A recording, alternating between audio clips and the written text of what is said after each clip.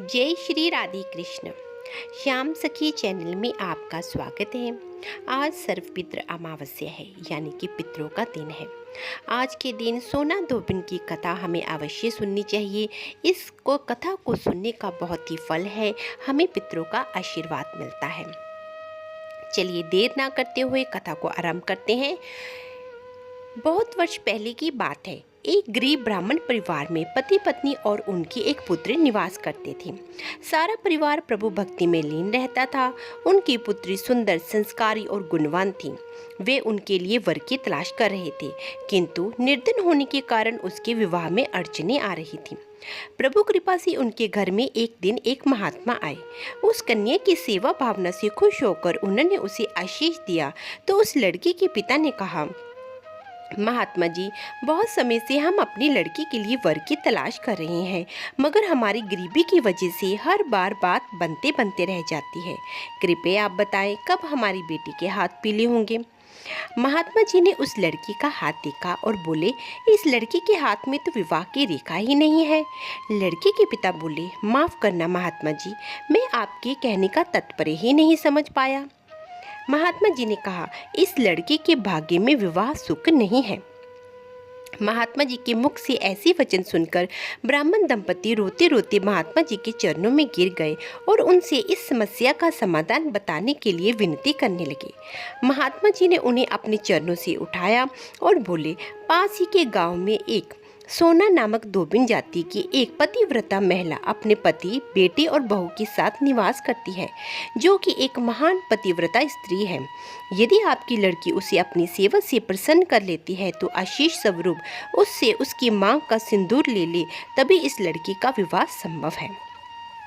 ऐसा करने से इसे अमोघ सुहाग की प्राप्ति होगी।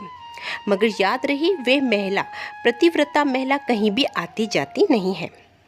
महात्मा जी ब्राह्मण दंपति के घर से विदा हो गए। ब्राह्मणी ने अपनी लड़की को अगले दिन भोर फटते ही धोबिन की सेवा करने भेज दिया। लड़की पूरे दिल से सोना धोबिन के घर की साफ सफाई और अन्य घर के सारे कार्य करके उनके उठने से पूर्व ही अपने घर को लौट आती थी। ये क्रम बहुत दिनों तक चलता रहा। एक दिन सोना धोबिन अपनी बहू को शाबाशी देते हुए बोली कि तुम तो ब्रह्म मुहूर्त में उठकर ही घर का सारा काम कर लेती हो, मुझे आभास तक भी नहीं होता। तब बहू बोली, नहीं माताजी, मैं तो सुबह देरी से ही उठती हूँ, मुझे लगा घर के सारे काम आप करती हैं। अगले दिन भोर फटते ही सास बहू उठकर घर के एक कोने में छिपकर निगरानी करने लगे कि कौन है जो ब्रह्म मुहूर्त में ही घर का सारा कार्य करके चला जाता है। अपने निर्धारित समय पर ब्राह्मण की बेटी आई और मुख से भजन करते करते घर का काम दिल से करने लगी। अपना काम पूरा होने पर जब वे जाने लगी तो सोना धोबी ने उससे पूछा, तुम कौन हो बेटी, और इस तरह छुप कर मेरे घर का काम क्यों करती हो। ब्राह्मण की लड़की ने उन्हें महात्मा के द्वारा कही गई सारी बात बताई। सोना धोबिन पतिव्रता होने के साथ साथ नेक दिल की भी थी। वे उस लड़की की मदद के लिए तैयार हो गई। उस दिन अमावस्या थी। वे उस लड़की के साथ बिना अन्न जल ग्रहण किए उसके घर की ओर चल पड़ी। उसने सोचा, रास्ते में कहीं पीपल का पेड़ मिलेगा तो उसे भंवरी देकर और उसकी परिक्रमा करके ही जल ग्रहण करेगी। लड़की के घर पहुंचकर धोबी ने जैसे ही अपनी मांग से सिंदूर उस कन्या की मांग में लगाया तो उसके पति के प्राण पखेरु उड़ गए। उसे ज्ञात हो गया कि उसके पति अब इस दुनिया में नहीं रहे। वे ब्राह्मण परिवार से विदा लेकर चल पड़ी। रास्ते में पीपल का पेड़ देखकर इसने ईंटों के टुकड़ों से 108 बार भंवरी देकर 108 बार पीपल के पेड़ की परिक्रमा की। तत्पश्चात जल ग्रहण किया। तभी उसके पति की मृत देह में प्राण लौट आए।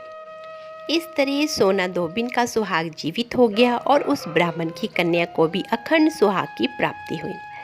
सर्वपितृ अमावस्या के दिन अपने मनोरथ की पूर्ति के लिए सोना धोबिन की कथा अवश्य सुननी चाहिए।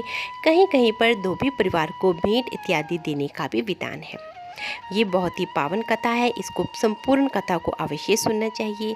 कथा की समाप्ति के साथ ही मिलती हूँ आपसे अपनी अगली वीडियो में। तब तक के लिए खुश रहें, स्वस्थ रहें। राधा रानी की कृपा आप सभी पर बरसती रहे। खूब नाम जाप करना चाहिए। राधे राधे।